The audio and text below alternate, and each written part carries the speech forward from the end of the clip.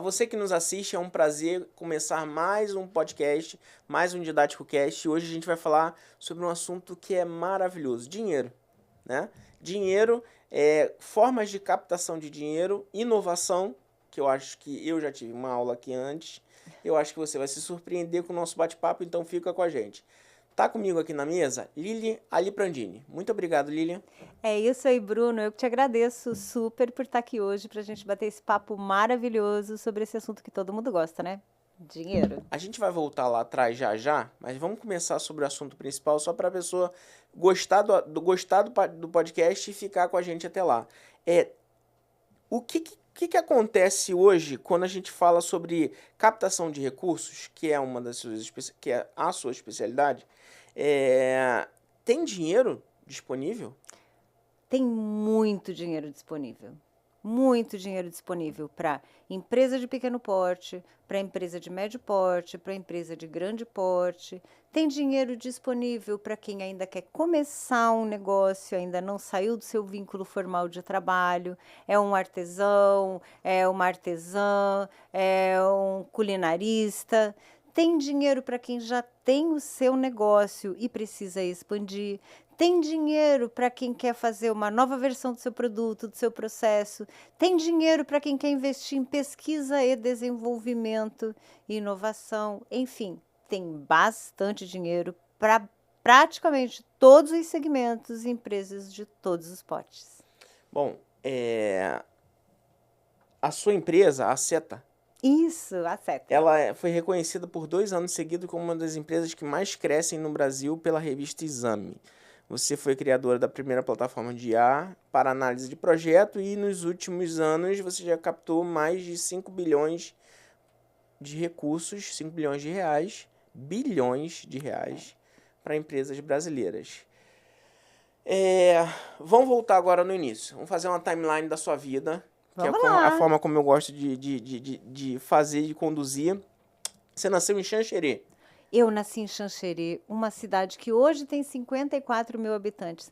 Xanxerê é Santa Catarina, mas fica muito mais perto da Argentina do que de Florianópolis. Sério? Sério, Xanxerê não é muito conhecida a não ser pelos tornados. Quando dá um tornado no Brasil, pode ter certeza que é Xanxerê. Xanxerê fica perto de Chapecó. Chapecó é lembrado pela Sadia, Perdigão e pelo voo da Chapecoense. Então, só em termos de localização geográfica, sim, sou xanxerense. Como é que foi sua infância? E parece que sua mãe, já fazendo um gancho entre uma pergunta e a outra, a sua mãe tem um papel fundamental nela. Olha, minha infância foi uma infância em cidade do interior. E eu tive uma educação, minha mãe sempre trabalhou com finanças e o meu pai sempre trabalhou com vendas. E o meu pai, todo final de semana, ele fazia um exercício que hoje, Bruno, eu reconheço que era um exercício de empreendedorismo e que você deveria ir até para a escola. Ele olhava para a gente, né, devia ter uns 9, 10 anos, né, e ele falava, reportando a valores de hoje, se eu te desse 100 mil reais, o que negócio que você montaria? E eu, inocentemente, né, ficava pensando, né, uma loja de boneca. E ele me perguntava, mas quantas bonecas você ia comprar com 100 mil? E aí eu fazia umas contas, né? E aí você ia pagar aluguel para ter a loja de boneca? E quantas pessoas você ia precisar contratar para vender as bonecas? E como que você ia pagar pelas bonecas? Enfim, ele ia e todo final de semana sempre tinha essa pergunta. Eu e os meus irmãos. Isso nos ensinou o quê? A viver o empreendedorismo.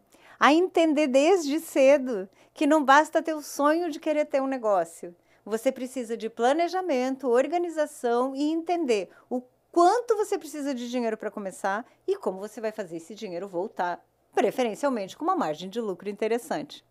E a minha mãe foi uma daquelas mães que, quando as crianças caíam, né, a gente está aprendendo a caminhar, ela não ia lá e, ai, coitadinha, levanta. Ela olhava e falava, caiu? Levanta. Então, minha mãe me ensinou uma coisa muito importante para a inovação, resiliência. E, além disso, minha mãe me estimulou muito a estudar.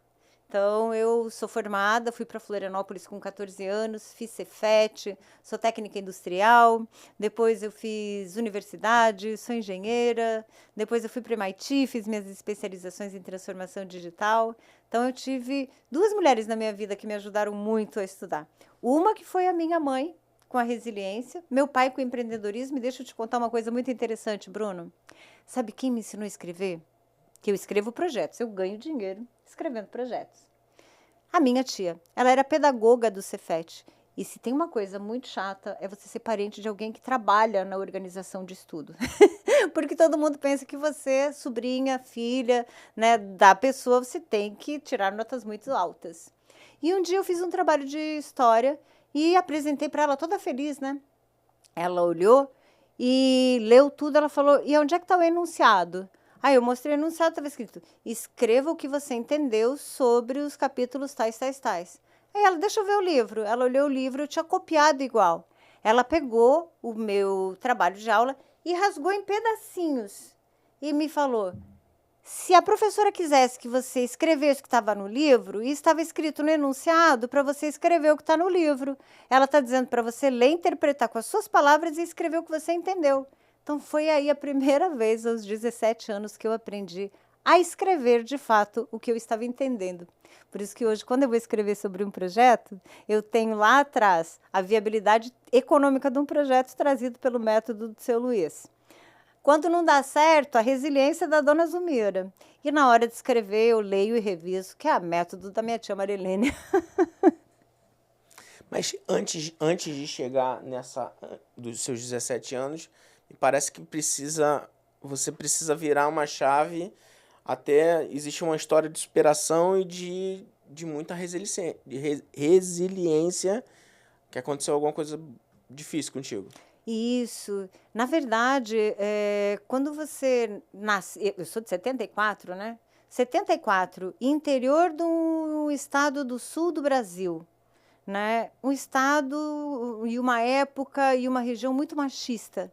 Então, as mulheres, elas casavam, elas não tinham essa expectativa de estudar, né? A gente não era uma família abastada, então estudar era para quem era filho de rico, né? E mais do que isso, né? Havia aquele negócio que estudar, aprender a dirigir, isso são coisas para os meninos, não para as meninas. E eu sempre tive esse desejo de querer ter o meu lugar ao sol estudando. E eu estudei e eu tive também um problema. Eu tive um assédio, né, quando eu fui tentar estágio pela primeira vez, depois de formada no Cefet.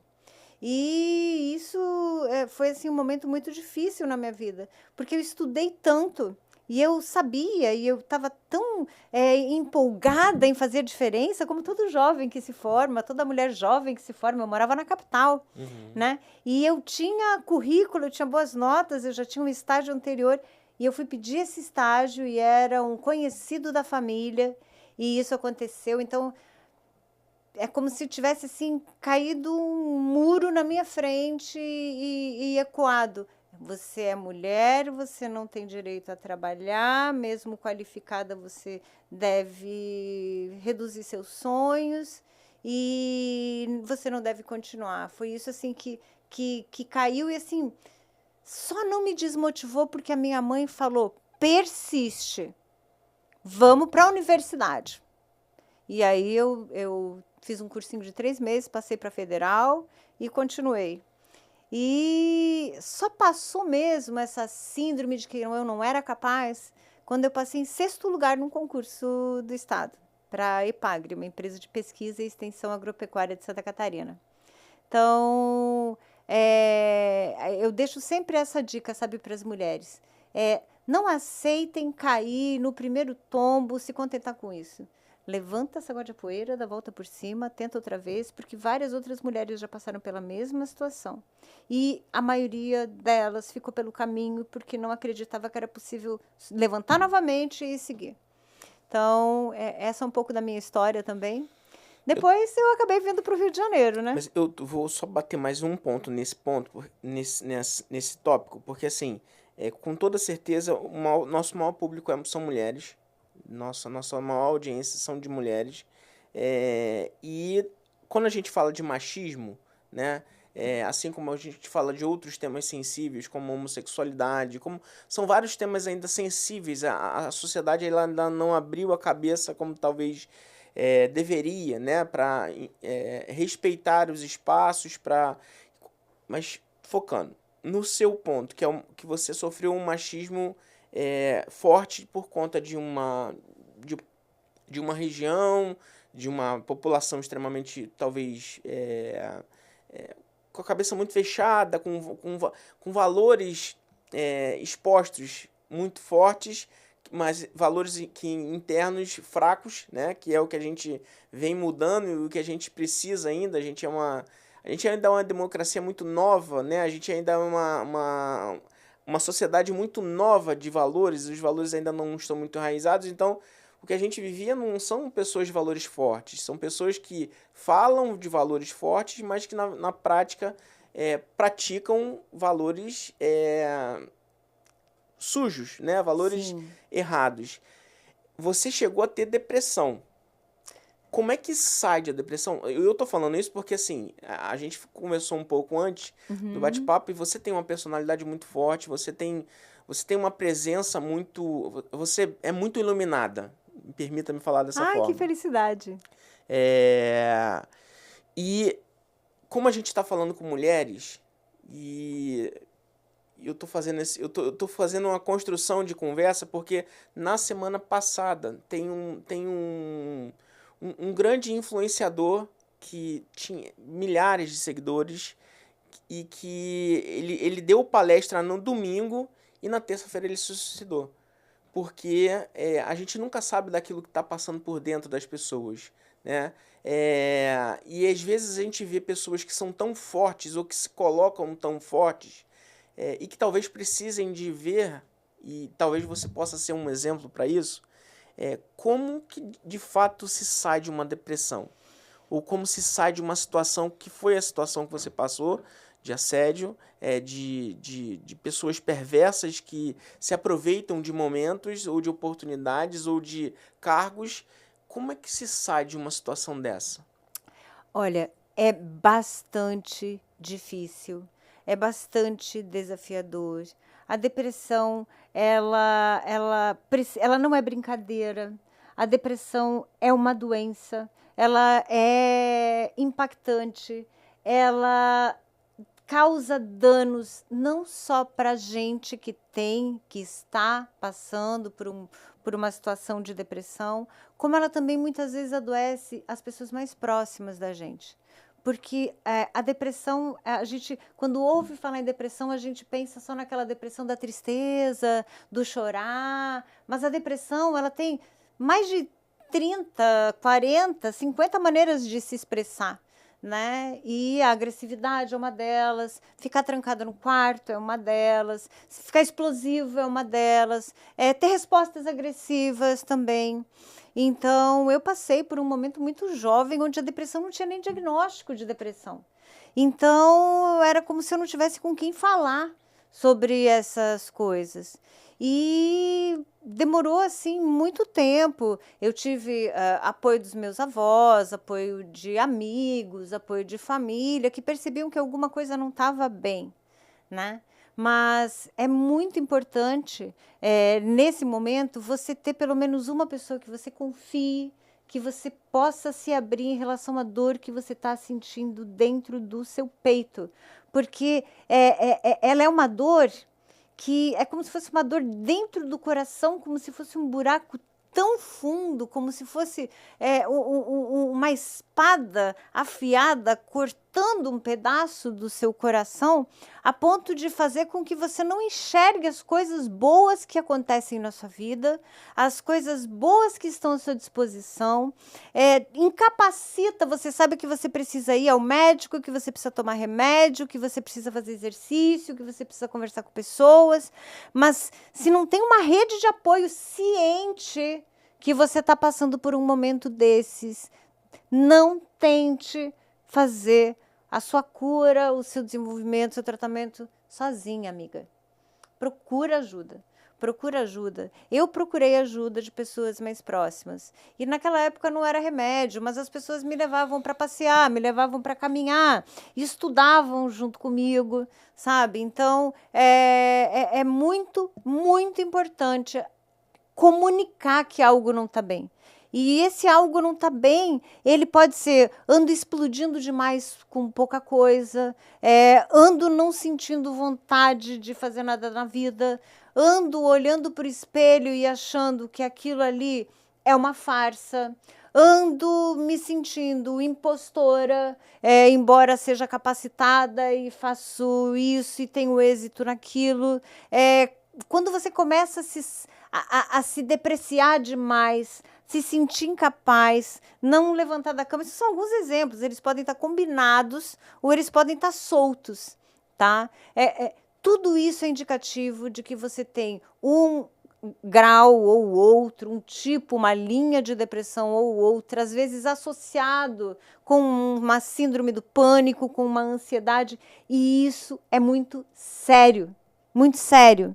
No meu caso, eu, depois de mais consciente sobre isso, eu comecei a procurar ajuda de psicólogo, eu comecei a procurar ajuda de psiquiatra, eu procurei ajuda da espiritualidade, eu tenho o apoio da minha família, porque você pode ser uma pessoa que tem depressão e é funcional. Hoje em dia, a gente tem, isso já é uma realidade. Quantas pessoas ansiosas que fazem tratamento para ansiedade são funcionais e estão trabalhando?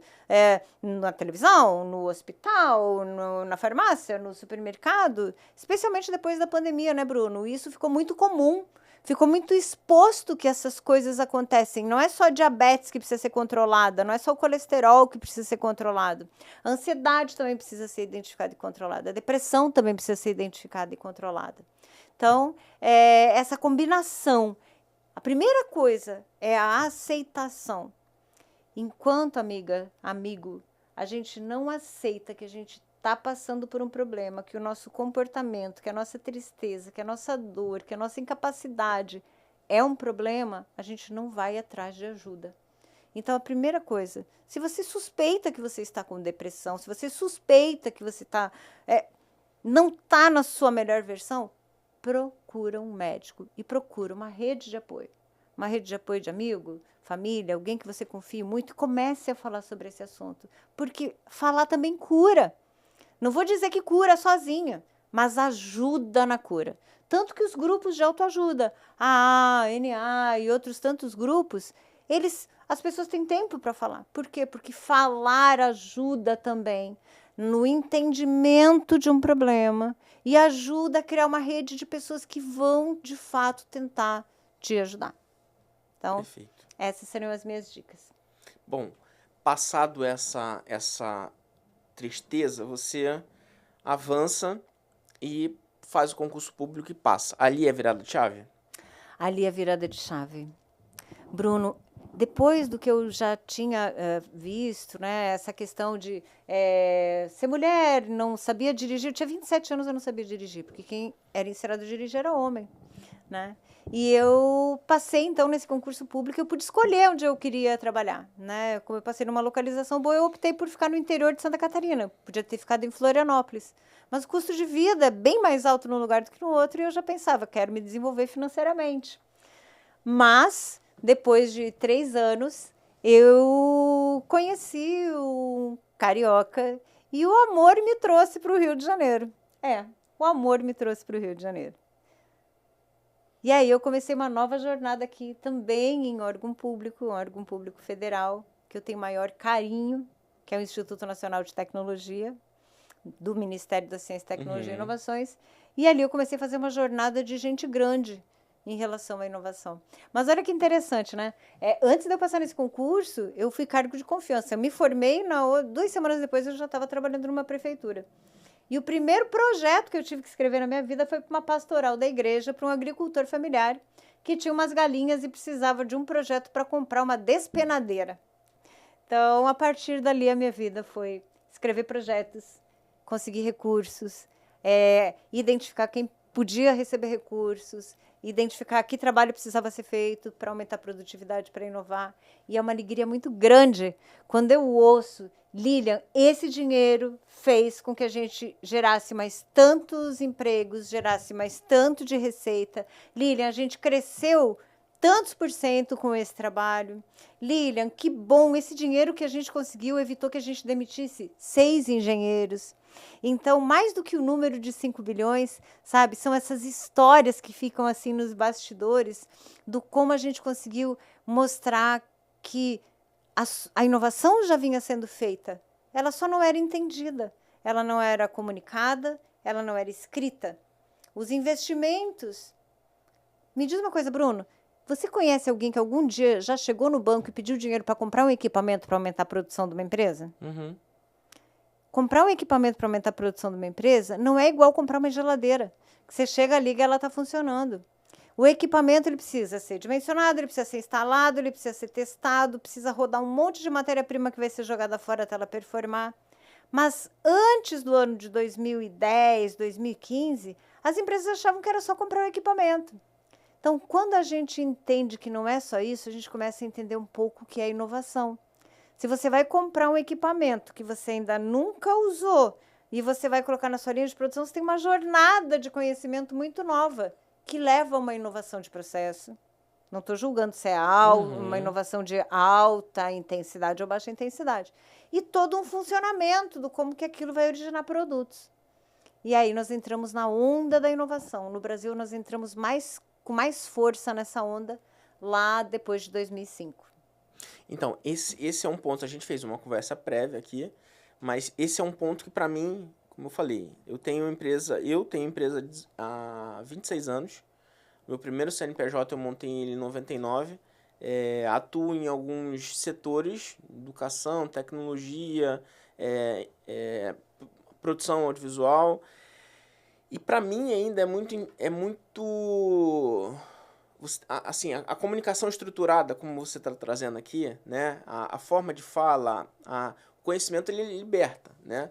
E eu digo por mim, e eu digo por clientes, digo por pessoas que eu tenho acesso, pessoas que eu presto serviço, ou pessoas que são tão somente conhecidas e bons amigos. É um tema que ele não é fácil de se lidar. Porque as pessoas, quando a gente fala sobre dinheiro viabilizado, dinheiro de FINEP, dinheiro de captação de recursos, enfim, quando a gente fala de um dinheiro que ele vai vir para você a um custo menor do que um custo de você chegar no banco e porque você de repente tem uma empresa há muito tempo, você tem um bom faturamento ou não, enfim, se você consegue uma linha de crédito e você vai conseguir aquele dinheiro ali do banco a juros impagáveis, né? Quando a gente fala sobre inovação, eu pelo menos associo diretamente à invenção. Desmistifica isso pra gente? Com toda certeza e com maior alegria, Bruno. Primeiro ponto que é muito importante a gente entender. Invenção é um tipo de inovação. A invenção ela é uma inovação radical. Ela origina uma patente. Por exemplo, uma invenção é uma molécula.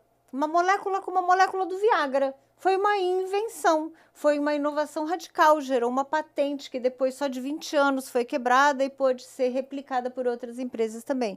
Então, isso é uma invenção. Se você for olhar no INPI, que é onde são registradas as patentes, você vai ver que tem uma infinidade de patente registrada que nunca saiu do papel, nunca foi para a linha de produção. Schumpeter foi um economista que lá atrás falou: precisamos distinguir o que é invenção do que é inovação. A inovação ela é na linha de produção, ela é para aumentar a competitividade, ela não precisa desse ineditismo todo. Então vamos lá, invenção é uma inovação radical. Depois vamos falar dos tipos de inovação. Eu posso ter um produto novo, um produto aprimorado, um processo novo, um processo aprimorado, tudo isso são formas de inovar. Nós temos então inovação do tipo invenção, que é nova para o mundo. Nós temos inovação pioneira, que quer dizer o quê? Já é feito em lugares do mundo, mas ainda não é feito no Brasil. Então, por exemplo, se você tem uma empresa e você quer fabricar um super café com coenzima Q10, com taurina, que nem essa que foi lançada no mercado. E isso já existia no Vietnã, mas isso não existia no Brasil. Se você for fabricar, desenvolver esse produto no Brasil, você está fazendo uma inovação pioneira para o Brasil. Nunca aconteceu antes no Brasil. Você tem inovação para para o segmento. Então, se você é da área de café e você está fazendo um super café que contempla alimentos funcionais, suplementos, a gente vai no supermercado, na loja, e compra vários suplementos, para isso, para aquilo, para aquele outro, colágeno, para cálcio, coenzima, né? Se você começa a colocar, pega todos esses suplementos, coloca dentro de uma formulação de café, tá? Você já tem uma inovação aqui de produto que é uma inovação para o segmento de café, dando um exemplo. Aí você tem uma inovação que pode ser uma inovação só para a empresa, né? Se o seu concorrente já faz, mas você ainda não faz, para você fazer, você vai ter que adquirir novos conhecimentos, você vai ter que estudar o que ele já faz, você que vai ter que ir atrás de fornecedores para fazer aquilo, você vai ter que criar um planejamento, um cronograma, mapear investimentos, gastar com pessoas, gastar com terceiros, gastar com material de consumo, gastar com viagem, e isso é uma inovação que pode ser uma inovação só para a sua empresa. Então, apenas relembrando, invenção é um tipo de inovação. Quando a gente fala hoje nesses editais todos de inovação, pouco está se falando de invenção e muito está se falando de inovação, de colocar na linha de produção, certo? Vou dar um exemplo, tá? Eu sou sócia de uma empresa que sempre importou mangueiras. Mangueira para lava-jato, mangueira de jardim, vários tipos de mangueiras. O sonho dessa empresa sempre foi fabricar mangueira. E tem vários fabricantes de mangueira. Então, o que o meu irmão, que é sócio dessa empresa, fez? Ele foi para a China, visitou uma feira, conheceu várias máquinas que permitem que você produza mangueira de jardim, mangueira de gás de cozinha. Todas elas têm uma tecelagem dentro, que é para passar um fio de poliéster também. Viu a mais moderna e falou, vamos inovar. Vamos desenvolver pela primeira vez, vamos fabricar internamente pela primeira vez a nossa mangueira de jardim, a nossa mangueira de gás. O mercado já vende isso pra caramba, mas para nós isso nunca foi feito. Então, além de comprar o equipamento, foi gasto um monte de PVC, até se conseguir fazer o processo rodar. Foi gasto um monte com dinheiro de passagem para o chinês vir, ajudar a instalar, conseguir colocar, processar, com engenheiros do Brasil para conseguir fazer ajustes de parâmetros de máquina. Então, isso sim é também uma inovação de processo novo para a empresa, certo? Que é passível sim de se conseguir recursos públicos com taxa de juros subsidiada, menor do que a taxa de mercado, porque você vai inovar. Além disso, foi escolhida uma máquina que tem um sistema de tecelagem ultramoderno. Então, é novo para a empresa, mas com uma resistência maior por conta do sistema de tecelagem. Então, a mangueira de jardim é nova, Bruno? Existe pra caramba no mercado. A mangueira de gás é nova? Existe pra caramba. Mas para a empresa era nova. E o diferencial dela em relação às outras era essa tecelagem do fio que trama ela toda por dentro. Então, ao invés de pegar um dinheiro com 16% de juro no mercado para comprar equipamento num banco de varejo, eu escrevi um projeto para pegar um financiamento FINEP para inovação, o InovaCred. E essa taxa de juros ela chegou a 6,58% ao ano, até 2 anos de carência e até 10 anos para pagar. Então, esses dinheiros que tem no mercado para inovação, que vão desde uma inovação como essa, mais rasa, até o desenvolvimento de uma bateria de hidrogênio verde, tá? Esse dinheiro é existente no mercado, ele é mais barato e o governo dá um prazo de carência para que você consiga instalar, colocar para rodar, ajustar tudo, colocar no mercado, vender, para daí você começar a pagar a primeira parcela, certo? Então, a gente tem dinheiro hoje para você fazer inovações de produto, fazer inovações de processo. Seu maquinário é um maquinário que tem 30 anos, ele não é eficiente em termos de energia, ele gasta muita energia, ele não tem IoT, ele não está automatizado, e aí você não encontra mais tanta gente para trabalhar hoje em dia, porque as pessoas não querem mais trabalhar com essas máquinas, elas querem trabalhar em outras coisas. Então, você se sente, enquanto empresário, preciso comprar um sistema automatizado. Tá, isso é uma inovação para a sua empresa também. Então, dá para você tentar olhar um dinheiro de governo, um FINEP para isso. Tem também linhas do BNDES para isso. Agora, vamos para os casos um pouco mais simples, tá, Bruno? Vamos pensar, por exemplo, na pipoqueira. Eu gosto desse exemplo da pipoqueira, né? A inovação mais recente que eu vi de pipoca foi a pipoca gourmet. Você tem pipoquerias que vendem um saco de pipoca a R$35, né? Uma inovação. Ele só tinha doce e salgada. Hoje você tem de leite ninho, você tem de... Aí eu pensei, por que a pipoqueira, que fica perto da minha academia, não lança pipoca com whey? Ela pode fazer uma parceria com os personagens que ficam ali na academia e falar, olha, eu vou desenvolver aqui, tem a pipoca doce, tem a pipoca salgada, tem a pipoca com whey. Eu dou para você todos os dias e você pode distribuir para 2 ou 3 alunos. E aí, quem vier comprar aqui, que falou que vem indicado por você, eu te dou 10% do meu lucro. Então, essa pipoqueira, ela também pode conseguir um recurso. Não é na FINEP, não é no BNDES, é na AGRIO. A gente tem aqui no Rio de Janeiro a AGRIO, que tem dinheiro. Não são 200 milhões de reais, é um cheque de 21. Mas que pode fazer a pipoqueira desenvolver essa pipoca dela, certo? E fazer a pipoca maromba. Então, tem dinheiro sim para todos os segmentos, para todos os tipos de negócio, mas você precisa de estratégia e de projeto. A captação, esses vários tipos que você colocou que existem, né? Desde a inovação, desde a invenção até tipos de inovação, isso é o que vai qualificar o tamanho dos recursos que você pode captar. Perfeita a sua pergunta, Bruno, perfeita. Olha só, o dinheiro, vamos falar assim de uma maneira, o governo dá prata para quem tem ouro. Então, se você vai pegar um financiamento com recurso público, você tem que dar algo em garantia, certo? Por quê? O recurso subsidiado, essa taxa de juros subsidiada, ela vem de dinheiro de fundos setoriais que são compostos por alguns pagamentos de impostos. Então, o governo, a FINEP, o BNDES, eles precisam ser muito zelosos com esse dinheiro.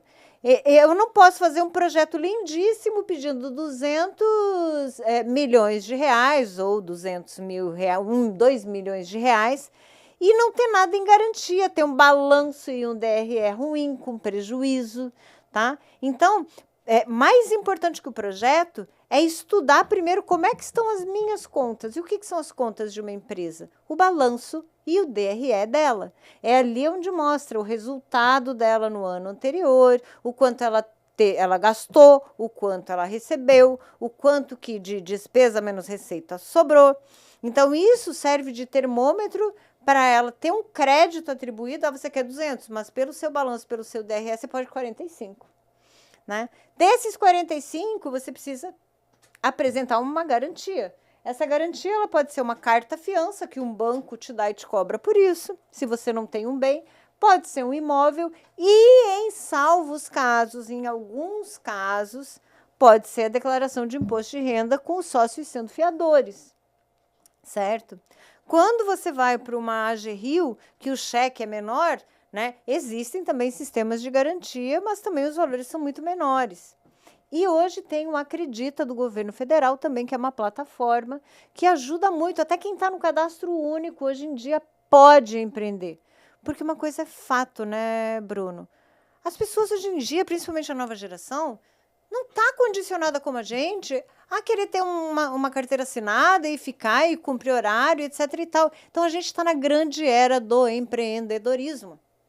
E junto com o empreendedorismo, o quê? Um monte de automatização, sistemas, linhas produtivas industriais automatizadas, robôs, começou com o robô da limpeza da casa, depois na TV Alexa, hoje a gente tem inteligência artificial. Então, cada vez mais vai sumindo alguns postos de trabalho e essas pessoas que ocupariam esses postos, elas acabam virando empreendedoras. E para quem...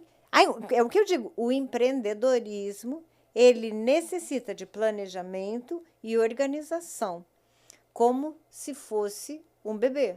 Por exemplo, para quem nunca investiu, para quem nunca empreendeu, sabe qual é o maior medo das pessoas que nunca empreenderam?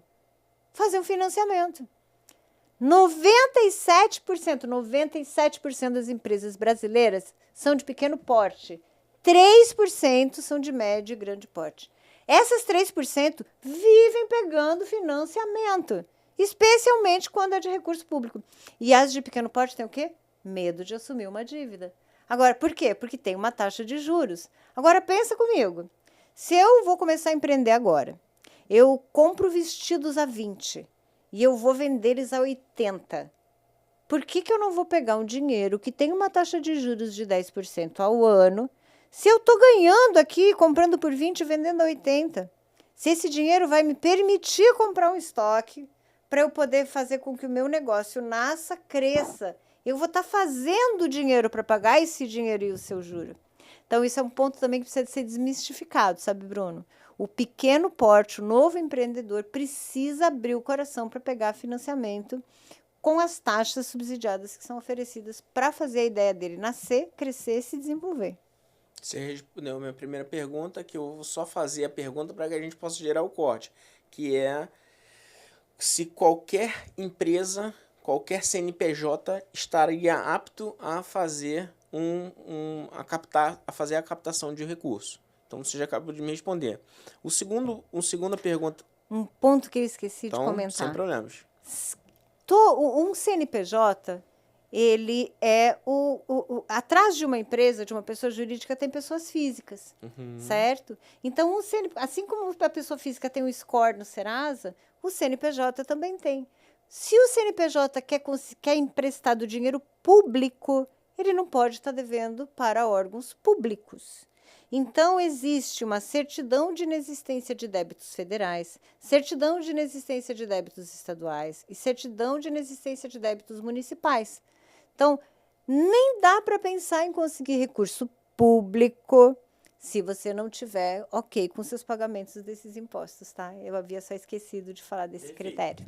Mas ainda nesse ponto, e aí eu vou contar um caso prático, que é você tem a pandemia. A pandemia é um divisor de águas e apesar dela ter acontecido há 4 anos atrás, os reflexos dela eu ainda acho que vai para pelo menos 5 anos para frente, né? Talvez a gente esteja aí na metade do tempo, talvez, do que a pandemia representou. Por exemplo, na pandemia, na minha empresa de educação, os meus negócios eles sempre foram bem divididos e estruturados de forma a cada um funcionar em um local, inclusive. Isso tem um benefício e tem um malefício. Malefício o que eu vejo sempre é que ao invés de eu centralizar todas as pessoas no mesmo lugar, poder reaproveitar para os negócios, eu optei sempre por isolá-las para que as coisas pudessem funcionar de forma autônoma. O que traria de benefício é que eu teria uma redução de custo na minha operação como um todo. Mas para que as coisas pudessem ser isoladas, né, e são negócios que às vezes não têm conexão entre eles, eu optei por sempre utilizar dessa forma.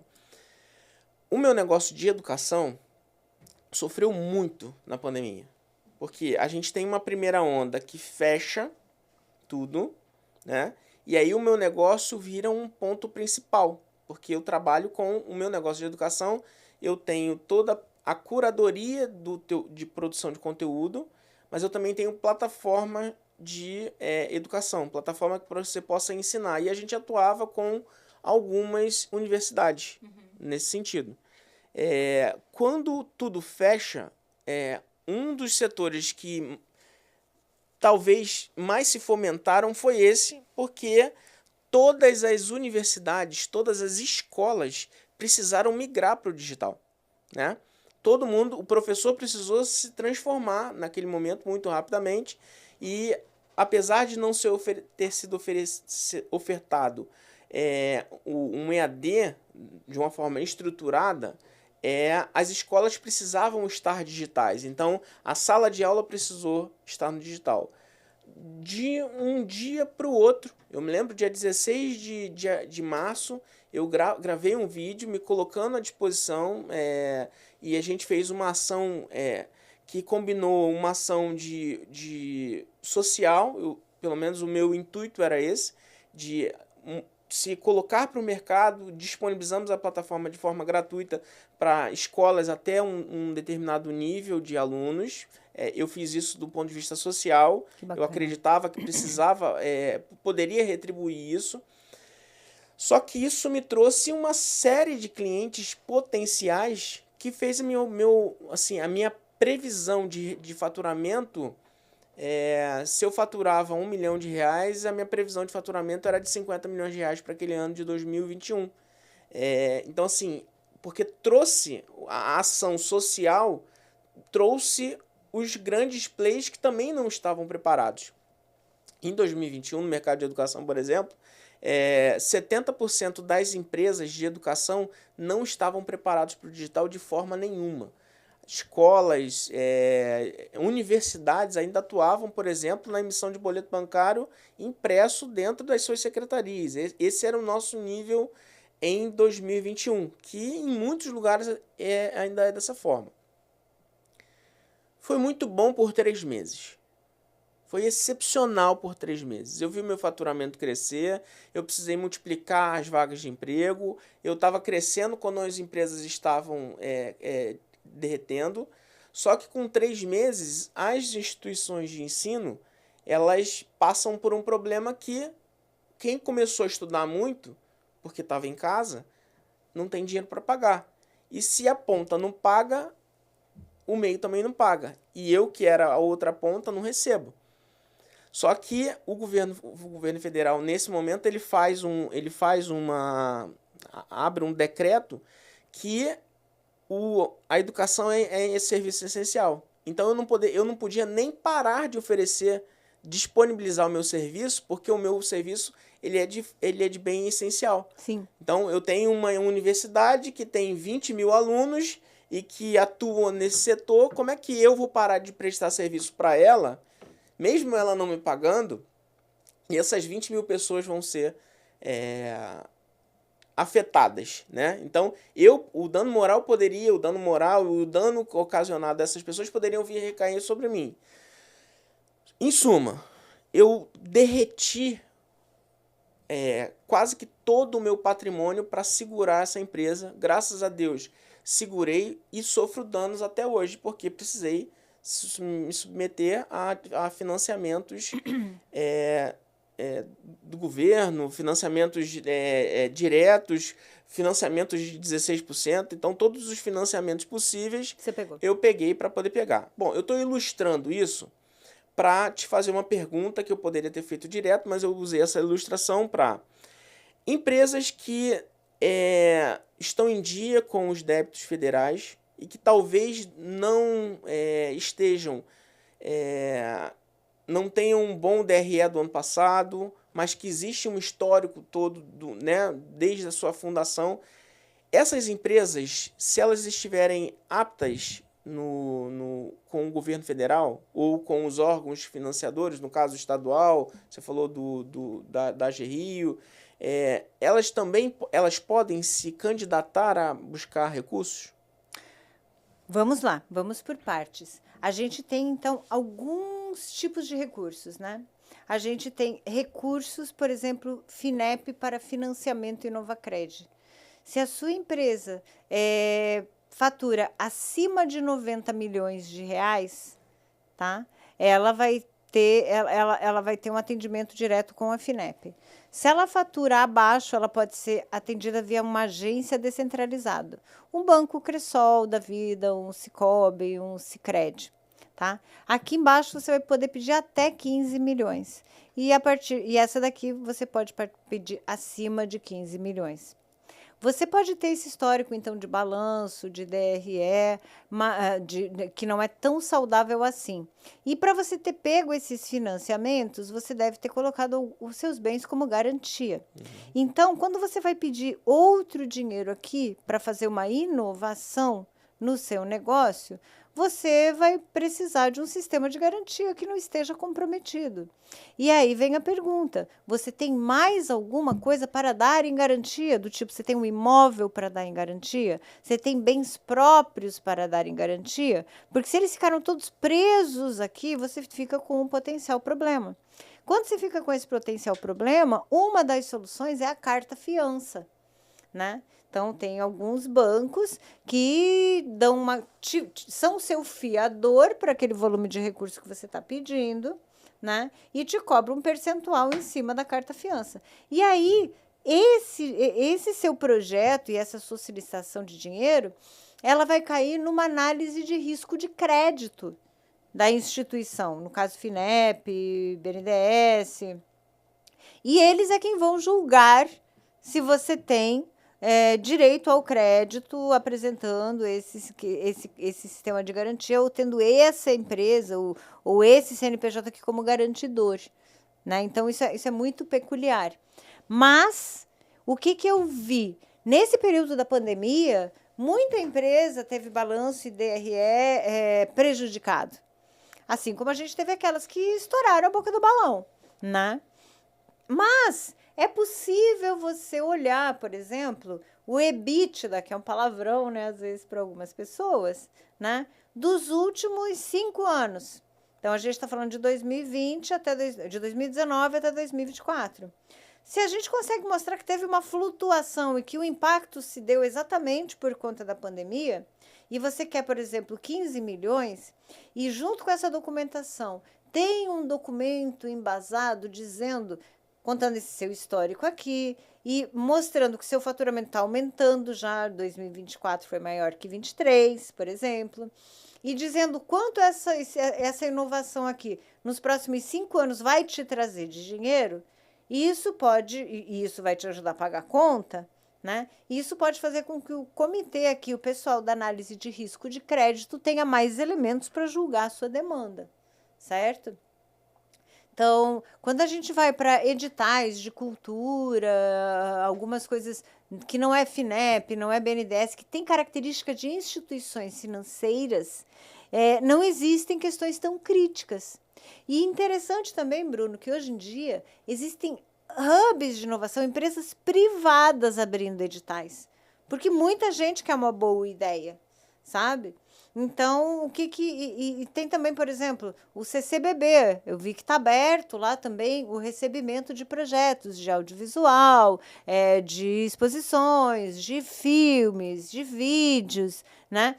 Nesse perfil de chamamento, o que se avalia muito mais é a questão de você estar com a sua ICNDs em dia, de você ter entregue as declarações de imposto de renda anual, sabe? Não se apega muito a isso daqui, porque não é um empréstimo. A ideia vale mais do que... Isso, porque não é um empréstimo. Aqui ele não vai estar te fazendo um empréstimo, esse é um edital onde ele vai estar olhando seu projeto e o mérito dele, ver se tem match com o que o CCBB tem na sua programação para o próximo ano, para esse ano, próximo ano. E ele não quer saber se você teve... Ele vai olhar seu balanço, seu DRE, né? Mas ele não... Você não vai precisar devolver esse dinheiro para ele. Então, é outra saída, certo? Então, você não precisa contar só com financiamentos para a inovação. Você pode contar com editais que estão com chamamentos abertos para viabilizar dinheiro que não é financiamento, você não precisa devolver esse dinheiro. Ele está mais atento ao mérito daquilo que ele está colocando ali, né? Eu fiz essa pergunta e a gente vai tocar nesse ponto um pouco mais na frente, mas como você deu o exemplo, talvez esse exemplo que eu dei de contextualização até de um caso, é o meu caso. Sim. Né? A gente está falando de um volume de recursos que seja maior. Naquele momento ali, se eu tivesse, por exemplo, se a gente já se conhece, né? Nossa, a gente tinha pego um dinheiro subvencionado para a pandemia que existiu naquela época. Já que você teve um impacto, você provavelmente poderia ter recorrido a um recurso emergencial. E ao invés de recuar, eu poderia ampliar, né? E ajudar muito mais empresas. Agora, o que também tá bem interessante, né? Existem renegociações hoje feitas através do Banco Central. Através da plataforma do Banco Central. Sim. Então, né? Então, assim, só que o que não nos favorece é a taxa de juros de hoje em dia, né? Isso aí.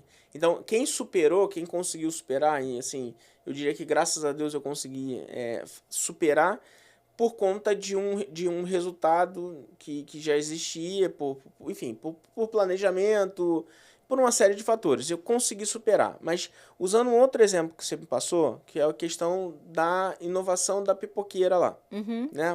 Vamos se atentar a A esse... pipoca maromba. A pipoca maromba. Ainda vou ver uma pipoqueira me procurar, ou pelo menos colocar no mercado a bendita da pipoca maromba, hein? Vamos tentar estimular o empreendedor que, de repente, tem uma pipoca, né? Ou na frente Na carrocinha, né? Uma carrocinha de pipoca.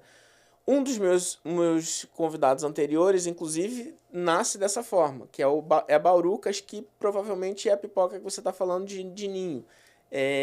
Ele teve aqui há umas 2 semanas atrás e ele conta a história que a empresa dele cresceu depois da pandemia 40 vezes. Hoje é franquia, já está em todos os estados do Brasil. De repente...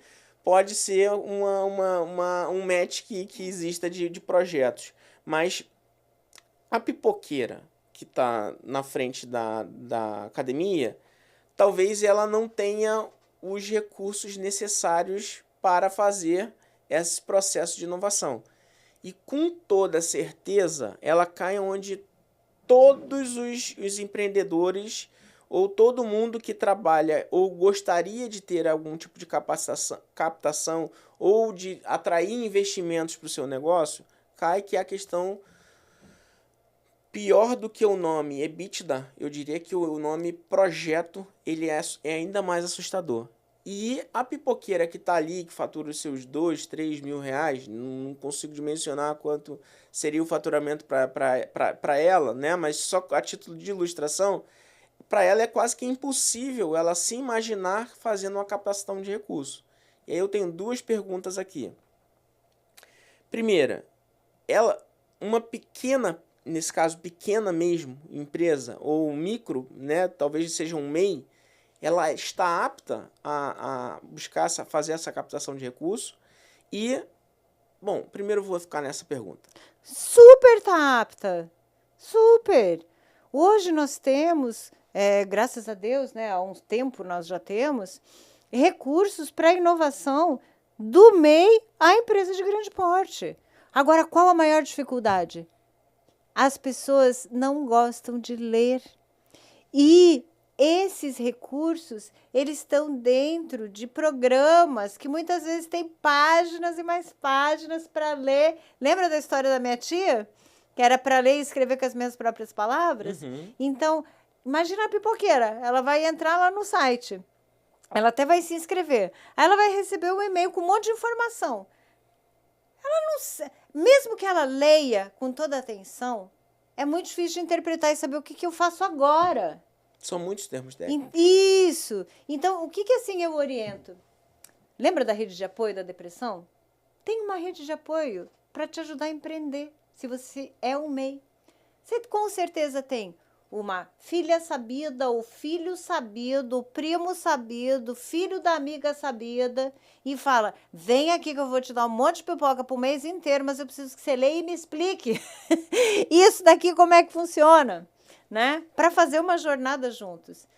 Segundo passo, vai no YouTube. O YouTube está recheado de vídeos de 2 minutos, 3 minutos, explicando como acessar recurso. Como acessar recurso da Geril sendo taxista, como acessar recurso da Geril sendo MEI, como acessar recurso de um edital tal. O YouTube está recheado de dicas. Agora, isso exige o quê? Que você empreenda tempo, priorize tempo.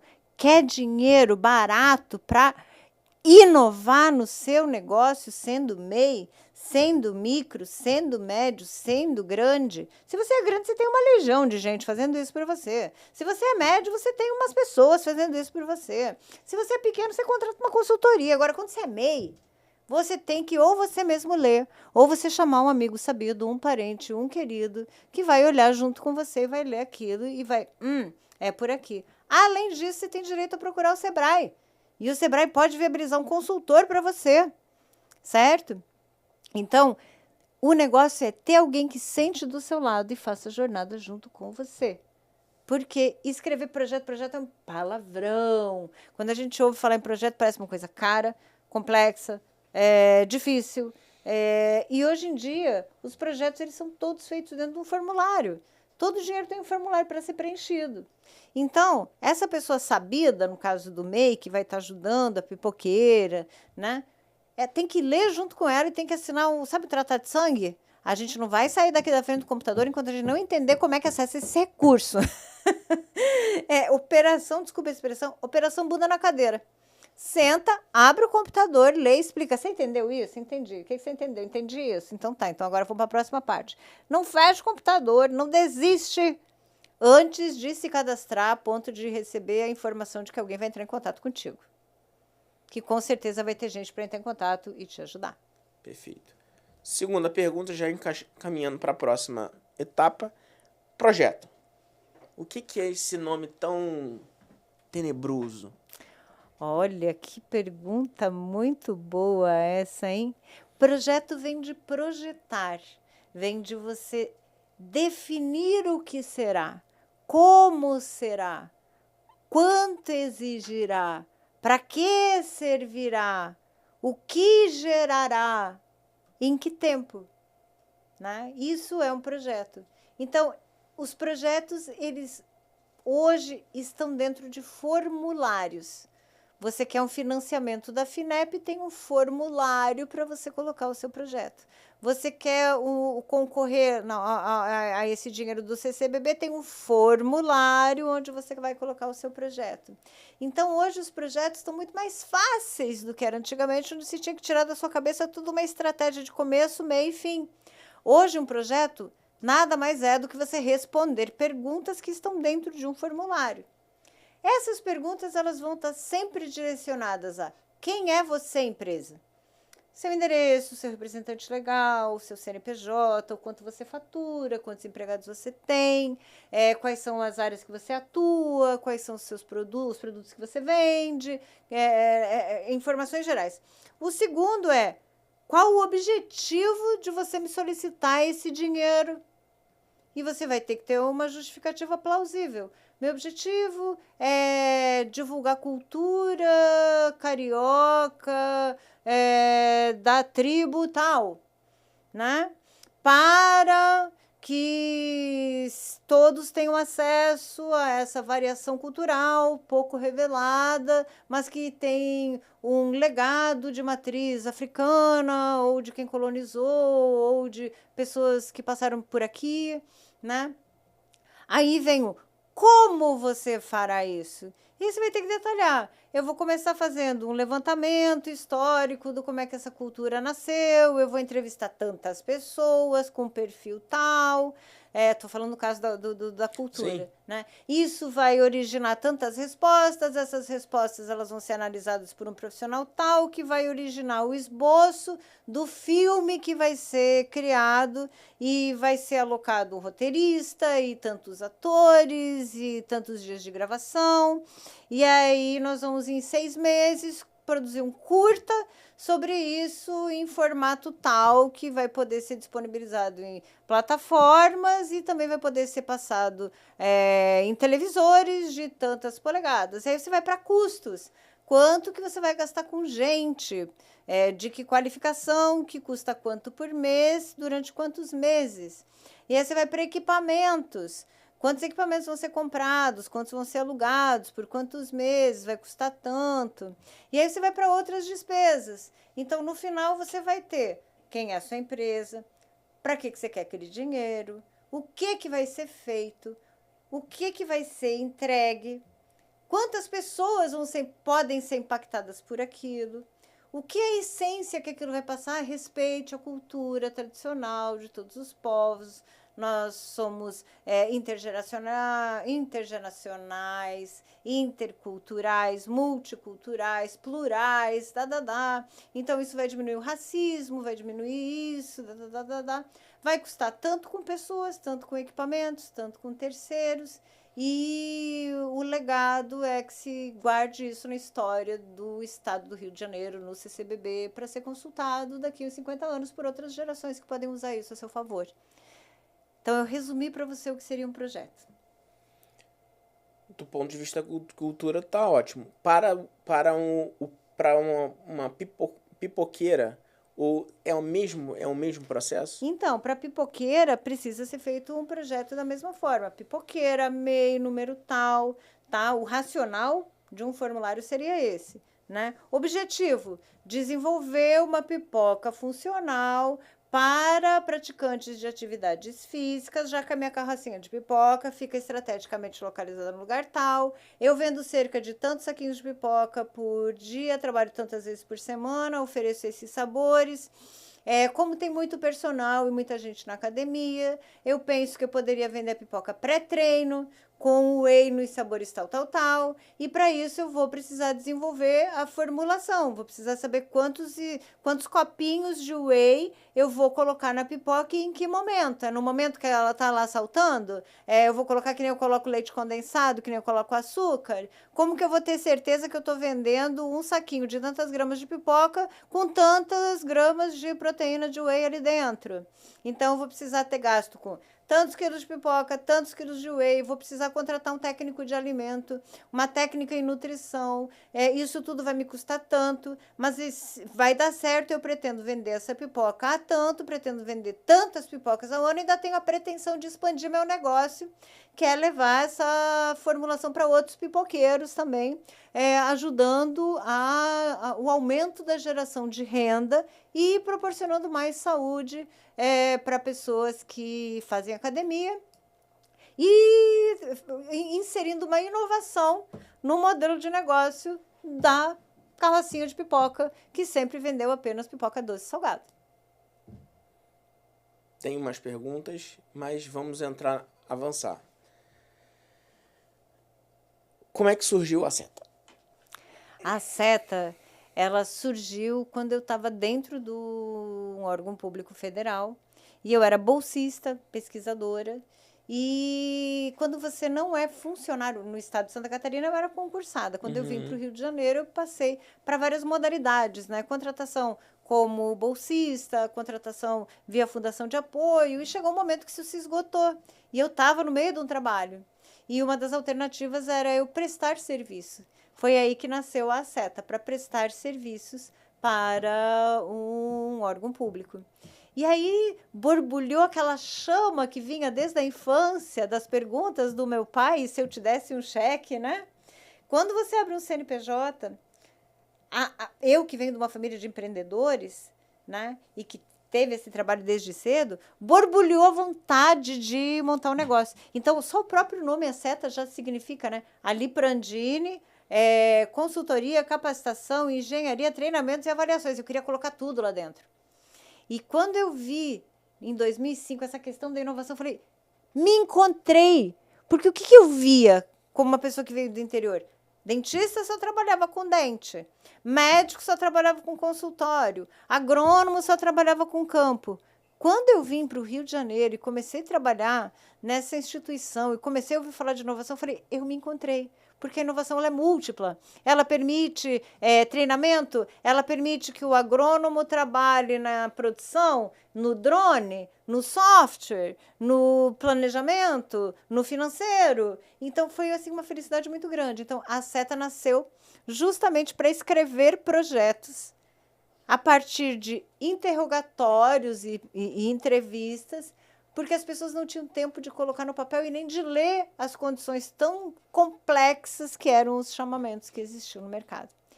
E é o que a gente vem fazendo até hoje, mas agora com várias pessoas trabalhando, me ajudando e replicando esse método Lilian. E eu sinto que eu preciso compartilhar isso no mercado, sabe, Bruno? Por isso, esse ano a gente começou um projeto que é o Aceta Boost, que é um curso livre de formação de analista de inovação na prática. São cursos de 2 dias, onde eu ensino pessoas a ser e pensar como Lilian, sabe? Porque eu sinto que a pipoqueira precisaria ter uma pessoa que ela contasse também. Aí, a Seta não consegue hoje atender a pipoqueira, mas eu preciso multiplicar isso, eu preciso ter gente que possa atender essa gente, porque tem dinheiro na mesa, tem a pipoqueira, tem a oficina mecânica que precisa fazer expansão, e a expansão dela pode ser criar um modelo, uma inovação de modelo de negócio, a ponto de buscar o carro do cara em casa, devolver o carro do cara em casa, com banho tomado, consertado, etc. e tal. Então, eu senti essa necessidade, sabe? Um chamamento, é hora agora de multiplicar, né? Colocar isso para as pessoas também fazerem, porque tem bastante trabalho e não vai parar, porque a inovação, ela é constante, ela é contínua. O que eu vendia, o que uma loja vendia há 2 anos atrás, hoje já não se quer mais, se quer o novo. A própria ChatGPT, que a gente usava a versão há 2 anos atrás, hoje a gente não quer mais, né? Então, você vai precisar continuar tendo gente que busque dinheiro, escreva projetos, interprete e ajude as pessoas a conseguirem recursos. Você tá sem água. Ai, que bom. Isso é importante, eu me hidrato bastante, porque... Especialmente depois dos 50, né, Bruno? 2 litros de água por dia. Só faz a marcação para mim, o Lucas. Tá.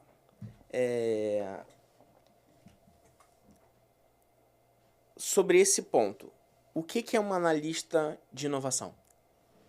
O que é e quem pode... assim, o que é, né, tecnicamente o que é, e como você colocou, você tem o projeto que é capacitar para você multiplicar pessoas.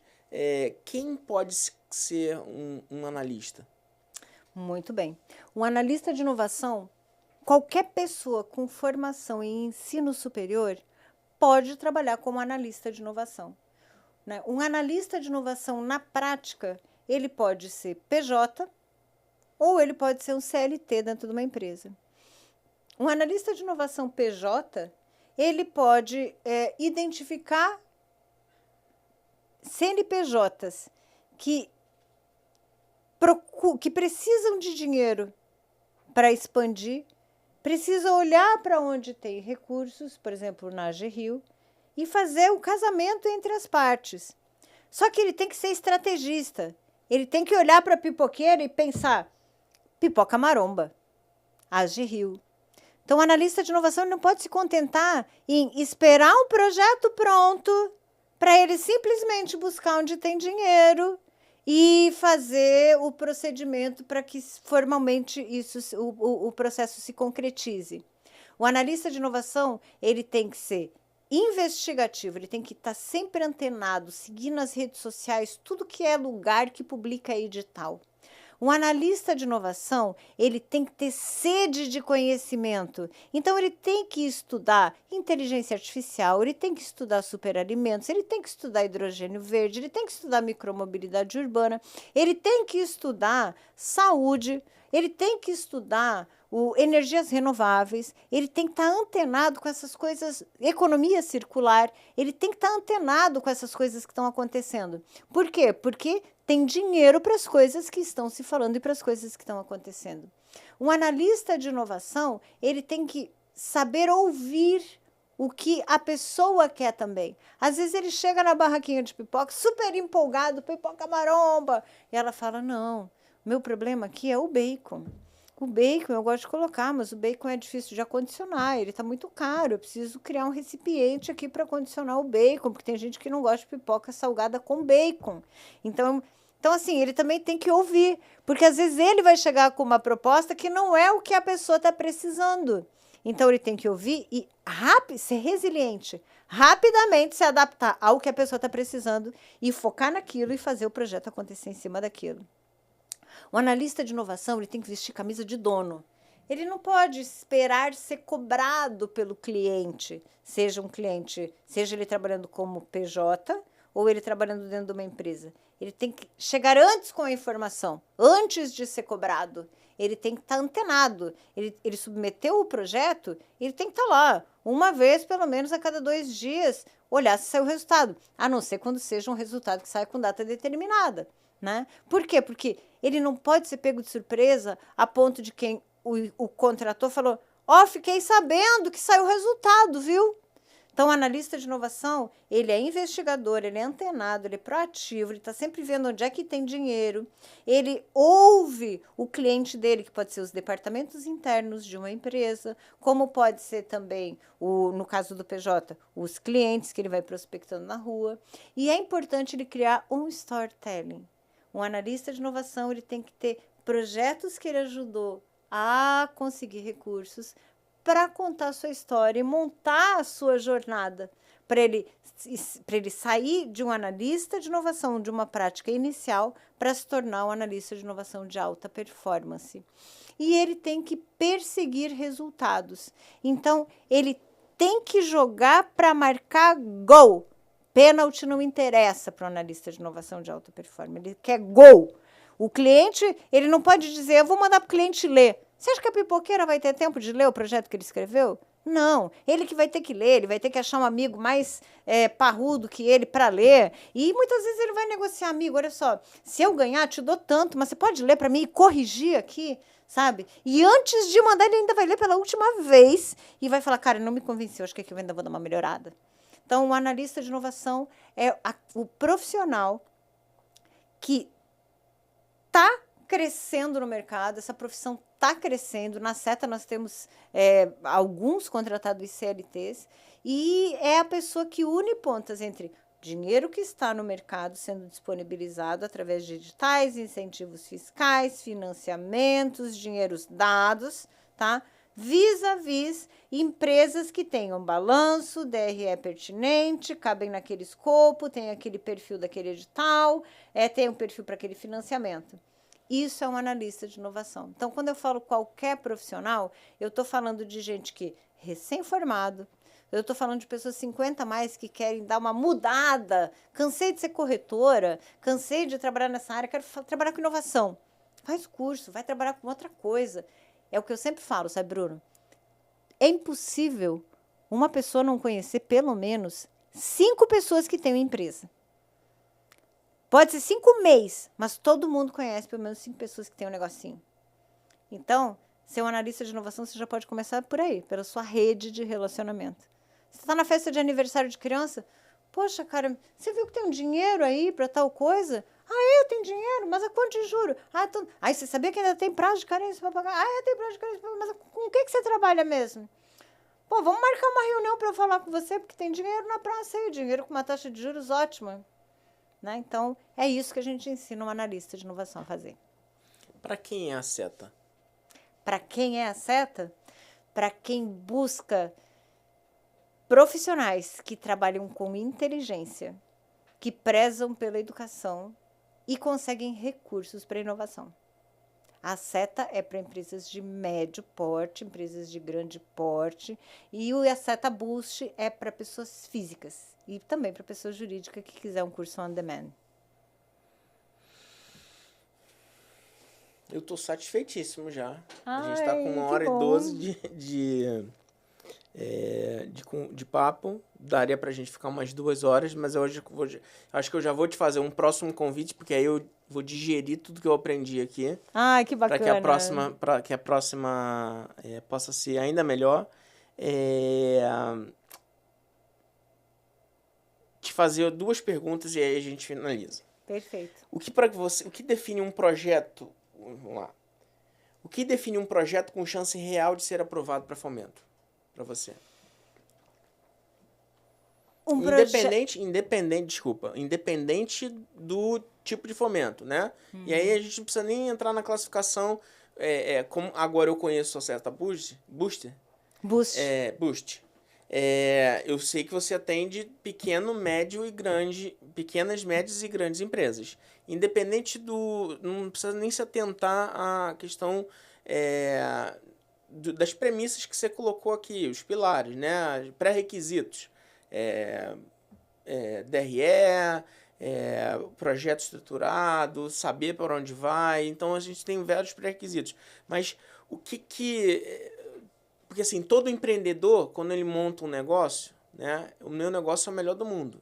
O meu estúdio é o melhor do mundo. A minha plataforma de EAD é a melhor do mundo. A minha empresa de tecnologia de Wi-Fi gratuito é a melhor do mundo. Enfim, todos os meus negócios são os melhores do mundo. O que torna o meu negócio melhor do mundo suficiente, apto para se buscar fomento? Você escrever que você precisa destruir um produto para colocar um muito melhor. Que é o que a Apple faz com maestria. Certo? Então, um ponto principal. Nós chegamos muito bem até onde nós estamos. Mas o mercado hoje caminha para lá. E eu preciso ir para lá também. E para eu chegar lá, eu quero chegar mais do que lá. Eu quero chegar lá com isso, colorido, piscando, com IA, com isso. E o mercado não tem isso pronto para me oferecer. Por isso eu estou fazendo esse projeto de inovação e solicitando esse recurso. Porque com essa minha solução, eu vou conseguir contemplar faixa A, B, C, D, que não estão sendo contempladas pelas soluções de mercado. E o meu custo tende a ser 10, 15, 20 vezes menor do que o praticado no mercado.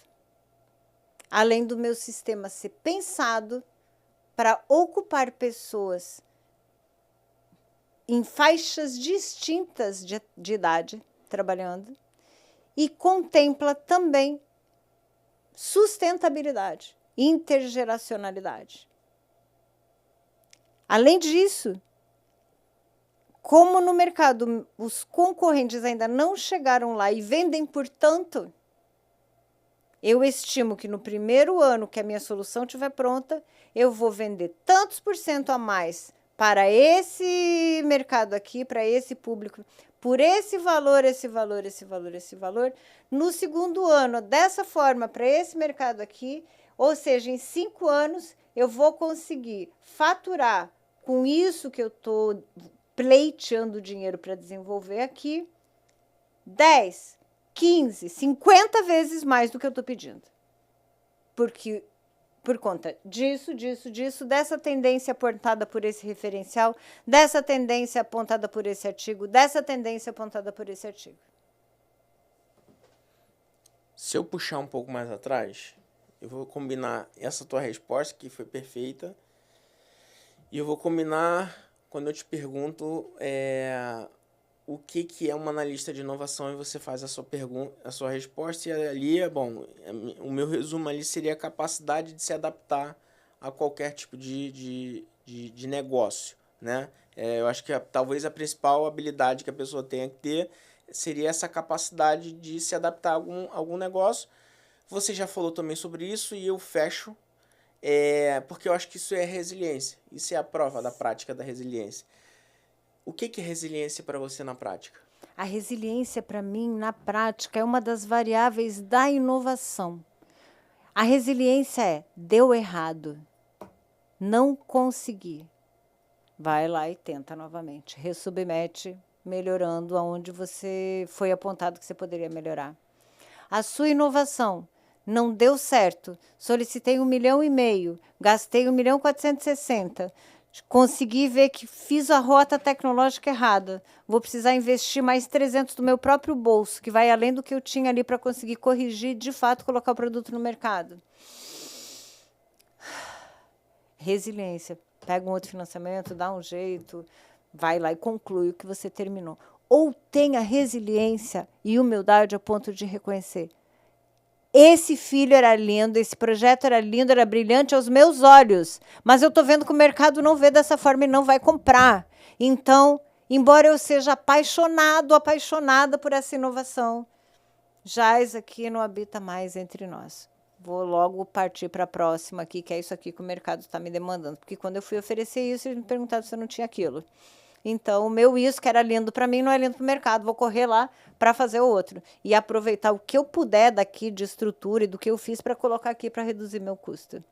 Então, resiliência é aquilo que a minha mãe me ensinou, né? Caiu? Levanta de novo. Tentou inovar, fez a formulação, não deu certo, gastou dinheiro, respira, cara. Dorme. Desiste só naquele dia. No outro dia você vai lá, toma banho e começa tudo de novo. Então, a resiliência é isso. Tente outra vez. Raul Seixas já cantava. Tente outra vez. Para mim, essa é a máxima da resiliência e da inovação. Eu sempre falo no começo dos meus programas que, e esqueci de falar no início, vou falar no final, e espero que você tenha assistido a gente até agora aqui, que essa conversa que a gente, no caso, se eu tivesse falado no início, fará, mas nesse caso fez, que ela tenha feito sentido de alguma forma para você, e eu tenho certeza, eu acho que foi prudente eu não ter falado no início, quem ficou até o final, eu tenho certeza que ela fez muito sentido, ela me enriqueceu muito, muito obrigado, foi maravilhoso, até os contratempos, você ter tido resiliência, de ter vindo e ter tido essa disponibilidade de poder passar esse tempo aqui, para mim foi um tempo de extrema qualidade, muito obrigado demais. Eu finalizo com, antes de passar para lá para você finalizar, diante de tudo que você falou sobre resiliência, engole o choro e segue, né? Talvez engole o choro e segue, porque eu acho que é uma das habilidades que todo empreendedor precisa ter, e é uma das habilidades mais difíceis, porque reconhecer é muito difícil, né? Bom, Lilian, muito obrigado pelo seu tempo, disponibilidade e por esse papo maravilhoso.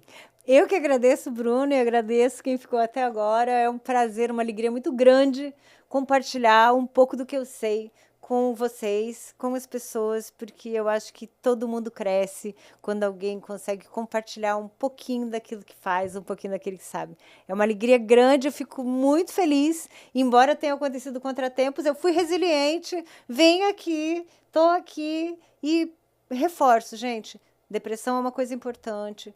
Comunica, vai ao médico, pesquisa, avalia. Resiliência é uma coisa importante. Às vezes a inovação ela é bonita para você, ela funciona para você, você é apaixonado por ela, mas pergunta para 5 pessoas que não sejam do seu círculo se aquilo vale a pena você investir. E Bruno, tô aqui para quando você precisar. Foi uma alegria muito grande e conte sempre comigo. Obrigada. Muito obrigado. Muito obrigado. Curte, compartilha, manda para um amigo que precisa e até a próxima.